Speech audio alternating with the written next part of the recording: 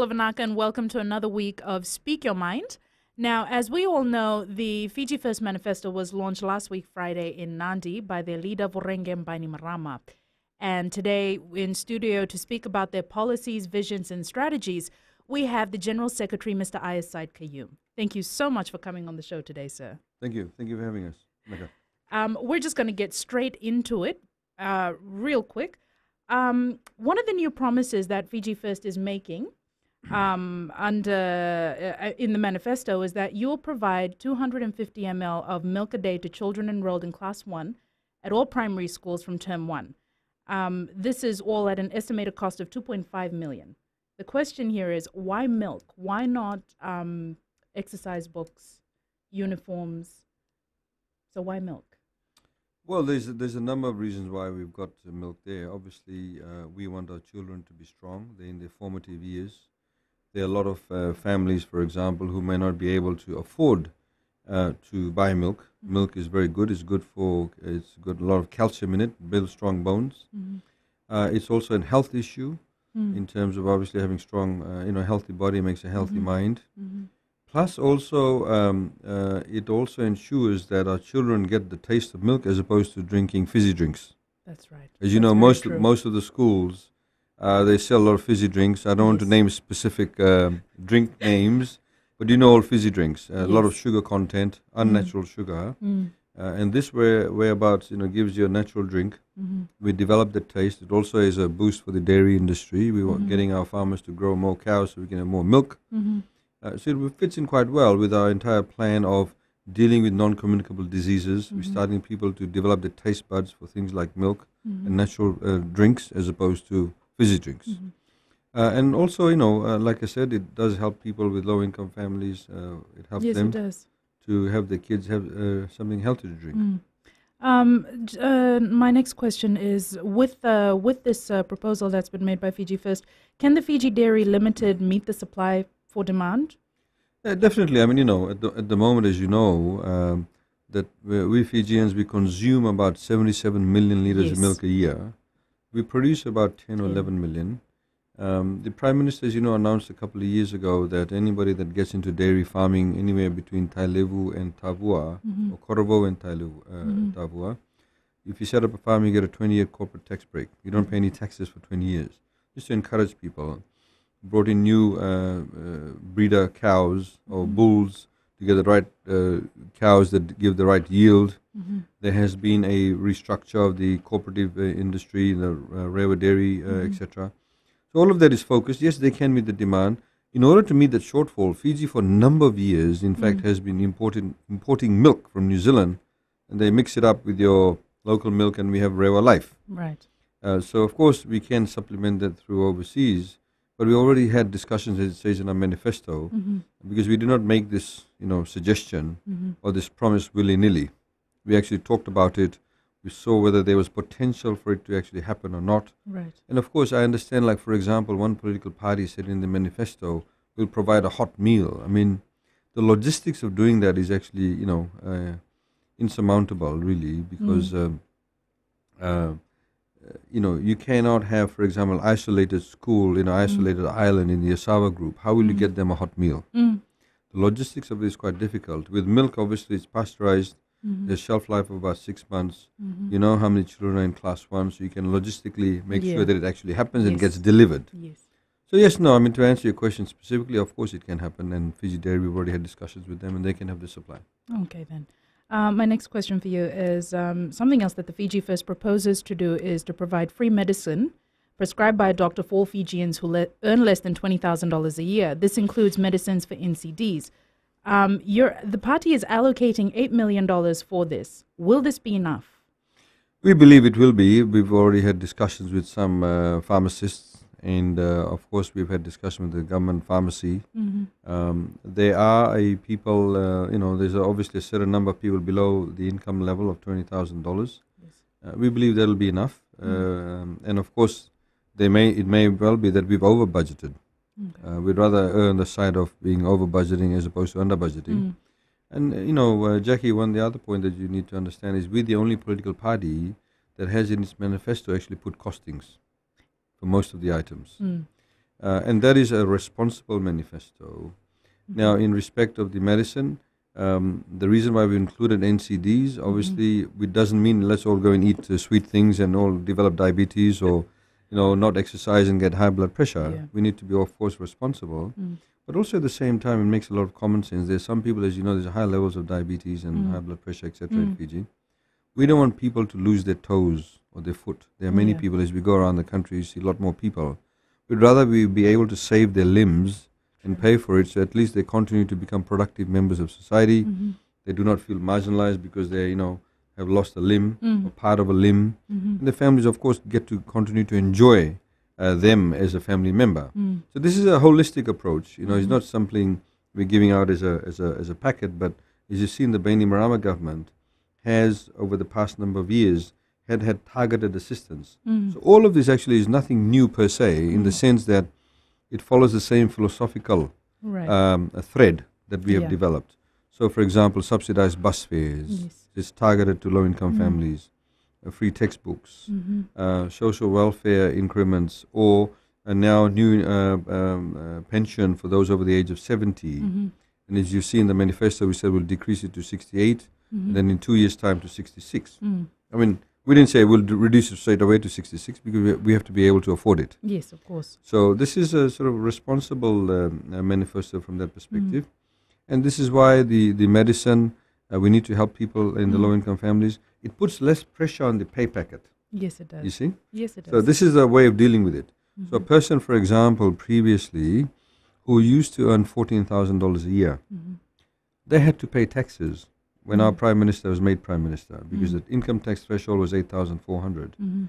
Today, that person earns $14,000, even if they're now earning $15,000, they don't pay any taxes because the income tax threshold is $16,000. So you put more money in their pockets. Yes. If the beginning of the year they had 3 children, they had to put them to school, they save on the school fees now. They do. So in this way, we've, of course, there are other areas, but talking about medicine, they have to say they can save that money now also. Another thing I found interesting with the manifesto is that the Fiji First Party is also proposing to establish a tertiary hospital in Lautoka. Can you elaborate further on this? Yeah, it's a university hospital, a tertiary hospital. Most countries have that. So essentially, it provides a training ground for students who are doing MBBS, and so they get to learn in that environment. There's also a new hospital being created. So it's symbiotic. It's sort of feed into each other. There's a lot of synergies that are developed. Right. So you have a tertiary hospital with a university focus where people are learning. They also get to know about patient care, how to talk to them, how to deal with them. A lot of complaints we get is, for example, a lot of our doctors and nurses, or some of them at least, do not know how to treat patients or talk to patients, I should say. Yes. And that level of human contact and the way you deal with human beings also needs to be developed. And also in terms of surgeries. So they get to know, we bring in, incoming surgeons. A lot of donors are also interested in this. A lot of universities want to partner with FNU. So in this way, we can have a number of things happening at one tertiary university. Okay, I'm going to pause you right there. We're going to go to a quick break, but when we come back, we'll discuss this further. Sure.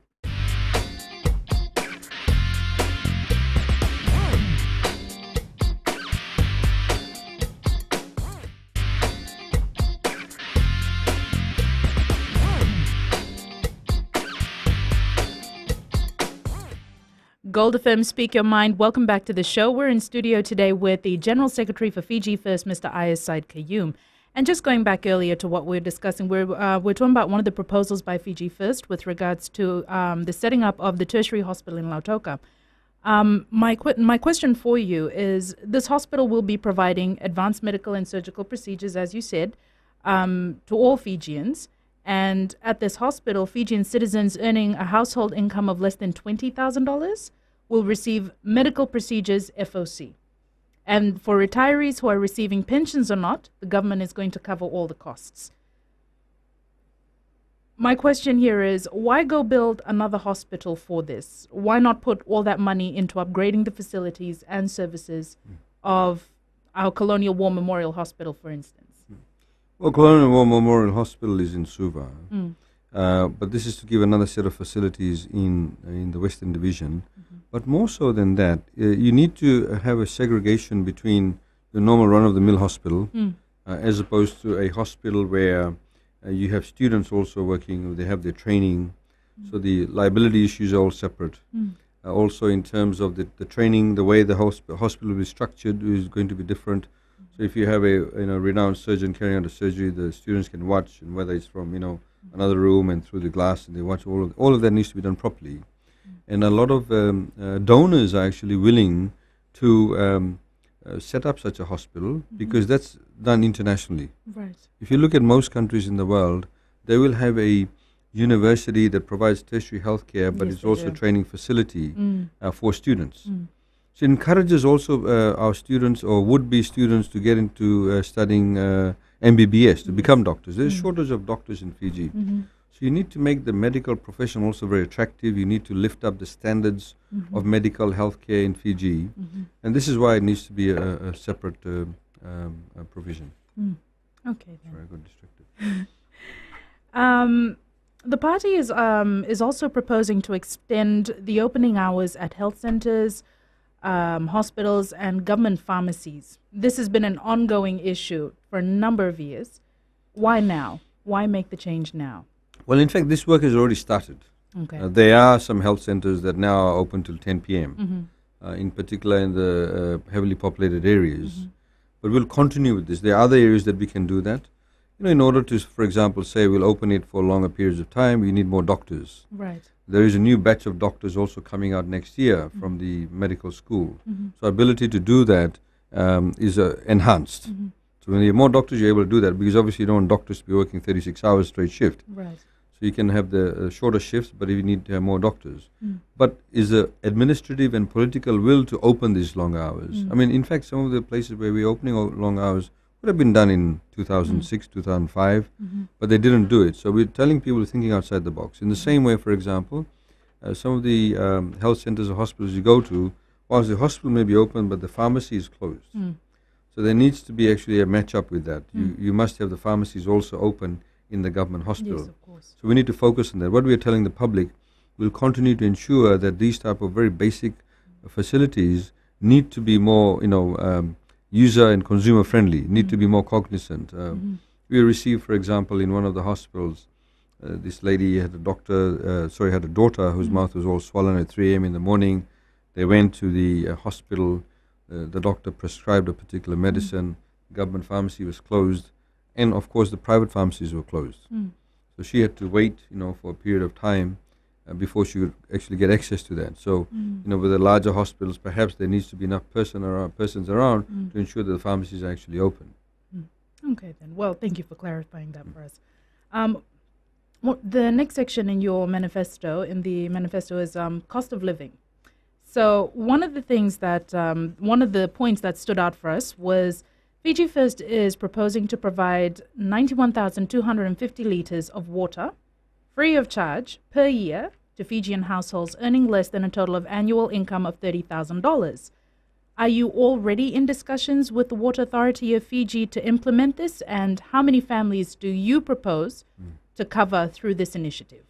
Well, this is why we have said that we'll obviously target only a specific group of people. So if you see it's a total household income of $30,000.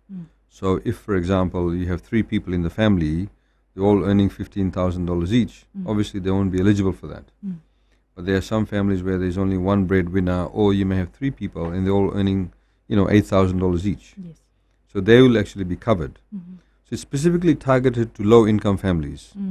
And the way we came out with 91,250 litres of water is that the World Health Organization says that you and I need about 50 litres of water, not just you and I, but everybody in Fiji, all human beings need about 50 litres of water a day to, go to the toilet, bathroom, wash themselves, dishes, clothes, whatever. So about average of 50 litres. So we worked it out on 5 people being in one household on average. So this is 250 litres a day, multiplied by 365, gives you 91,250 litres of water a year. Now, it is of some help. I mean, the costings done by Water Authority is done 1,000 litres makes 1 unit. Right. So this is about 9.1 units that we are saving people money on. So 91 units, sorry. So in this way, it provides some relief, gives people a very basic access to water. Of course, if they use beyond that, they have to pay for it. In fact, we were in Ba last night, and somebody said, I may use more water because I want to have my own little small vegetable farm, little tay at the back. But he has to pay for that if he's going to use more than 91,000 liters. Right. But at least this is some relief to those low-income families. And it is also in our constitution. A lot of these things that we've done is actually an implementation of the Constitution. What's in line with the Constitution? Because the Constitution, for the first time, we have unprecedented rights regarding socioeconomic rights. One of them is, of course, access to drinking water. That's definite necessity for everyone. Another question I have for you, still on cost of living, is another proposal by Fiji First is with regards to fossil fuel, such as petroleum and gas. The party is proposing to take control of the import of these in place of the existing private companies. Can you explain this further to us, please? Yes. This is actually a very interesting model. Oh, I have to pause you. I'm so sorry. I've just been told that we need to go to a break. Okay. But stay with us. We'll come back and discuss more on this.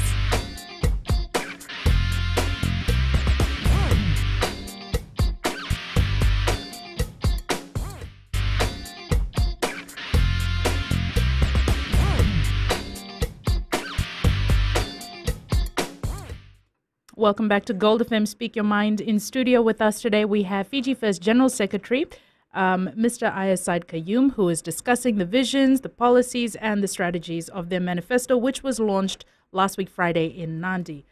Just going back to the question that we had asked you earlier, sir, the proposal is with regards to fossil fuels such as petroleum and gas. The party is proposing to take control of the import of this in place of existing private companies. So can you please explain further? Sure. You see, we have to understand that Fiji is what we call a price taker.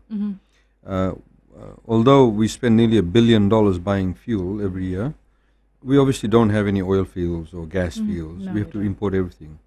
But overall, if you look at it from a global perspective, the amount of fuel you require is very, very minute, very small. Now, what has actually happened, other countries like Mauritius, they recognize that very quickly and realize the vulnerability of their economy also to fuel prices and the fluctuations that take place. So what they have done, and which has worked very, very successfully, they, like us, also had oil companies that used to buy fuel directly. So at the moment you have Total, Pacific Energy, Mobil, and Mobil. So they, for example, go and buy the fuel on their own and then they import it. Right. And we now have changed it to make it slightly better. We have quarterly review of pricing. Before it used to be every time fuel used to change. So in Mauritius, what they have done, instead of them going and placing an order, the government places an order. Internationally, calls for international bids. Right. So whichever supplier, whether it's in Singapore, whether it's USA, whether it's India, whether it's UAE, whoever it is, they can bid for it. And they get the best price for it. So in that way, you're able to compete because you're now buying a bulk. As opposed to one company going individually, making their, bidding for their small amount. Now, in Mauritius, actually, what they do is the government places the order, the government pays for it. When the actual oil tankers come, government does not store anything. Already the fuel companies have, like in Vunda, their own storage facilities. So all it says to the fuel company, or to the oil tanker, supply 50 liters to Mobil, supply 50 here. So the government does not get into the business of owning any infrastructure. Right. You simply control the purchase. Yes. You simply control the purchase. The oil companies, again, still do the retailing, which they're already doing now. Right. And I'm sure they won't have any objection to it because companies like Total are already in Mauritius. Yes. They're already following the model. Yeah. Now, in this way, in Mauritius, the price of fuel has not gone up for 2 years. Because the government has actually got very good pricing, and also they have what they call a stabilization fund. They keep, whenever they make a little bit of money on it, when, for example, the fuel prices may be lower, and they maintain the price at the higher price, it does not change, they keep that aside. So when the fuel price goes up, they supplement that with the stabilization fund. So all consumers, all Mauritian people actually have had no fuel increase for about 2 years. Oh, wow. Which is really good. Yes, it is. It's good for the country, and also in Mauritius, what they also do, the government also controls the resale, because what some of these oil companies are doing in Fiji, when they import it to Fiji, then they resell it to other smaller Pacific Island countries. That's precisely what the Mauritian government is doing. They sell it to the smaller other countries in the Indian Ocean, Seychelles or whatever it is. So this is what we've come up with. We already had discussions with them. In fact, I had a meeting with the minister responsible for this in Mauritius about 3-4 months ago, and met the gentleman who runs it. So it's a very, very good model, and we as a country should embrace this, because it will then give consumers better pricing for fuel. That's true. Control our destiny a lot more. Yes, it will. It definitely will. Now we're going to go on to another section of the manifesto, which is the TLTB land development and housing. Fiji First is proposing to set aside $10 million to help the Itauke develop their lands for subdivision and development. In the previous SDL government, they had an affirmative action plan, which was referred to as the blueprint, to help the indigenous Fijians. How different is your plan to theirs? This is very, very different. There is a general sort of plan per se, but the way this is different is very targeted. You see, if you even despite the blueprint, supposed blueprint they had, you did not see a huge uptake of it in terms of it translating into tangible results for landowning units. You see, the Itauke people own about 91% of all the land in Fiji. So some people say, well, they're asset rich, but they're cash poor. So how do we get them to be cash rich? Now, most development on Itauke land that you see that takes place, the subdivision, whether it's building an industrial area or residential area, is not done by the Itauke people themselves. It's some rich developer who comes along, he leases the land for a very small sum, gets a lease from TLTB, he may lease 100 acres or 50 acres or 20 acres, then he or she subdivides the land, then sells each block of land for maybe 50,000, 100,000. They make the cream. They make the big bucks. Whereas the landowner simply gets the land lease money for a underdeveloped or for a land that's not developed, so they get less amount. What we are saying is that we want to help the Itauke people develop that land themselves, so they themselves can become the direct landlords, and they can sell that land for $50,000, $100,000 a block of land. So they make a lot more money. So you see, this is one very tangible and real way of helping the Itauke people become cash rich, the landowning units. So the problem is sometimes you've seen, there was one development opposite Nandi Airport a few years ago. A landowner, I think, did it on his own, tried to subdivide an area, but he could not get it connected to electricity because he did not have enough cash. Like to set up a transformer sometimes costs $500,000, $1 million, or to connect it to water, or when you subdivide a land, you have to make your own roads. They don't have that upfront money to put up the basic utilities, because obviously if you don't have electricity, nobody's going to come and buy the land. So if we give them that assistance and get them to put in the utilities, suddenly the value of the land goes up. It does. So this is there to help them. And they connect, and it's actually a grant. So they have a business plan. This is the area of subdivision, and we require, for example, $690,000 to set up a transformer, $200,000 to do the water connection, $200,000 to do the road. They'll be given a grant. They get the development up. They become the landlords themselves directly, and they make money. And also, it has an economic benefit because more land is available for leasing. Landowners are happy. Would-be investors, the people who want to set up homes are happy too. Well, thank you for clarifying that for us. The young lady is signaling that we have come to the end of this part of our show. What a pity. I know. But I just have one more question before you leave. Everyone is calling the Fiji First Manifesto the Dream Manifesto. They're also asking where all the money is going to come from to fund these initiatives. Can you just please explain? Quick explanation. It's actually, it is a Dream Manifesto because what our Prime Minister, who is also the leader of our party, has done has actually taken us on a very, very strong development program over the past 6-7 years, which many people dreamt of. He's actually turned that into a reality. Yes. This is on the same wavelength. We're going to turn this into a reality. The reason why we are able to do this and we can do this is because the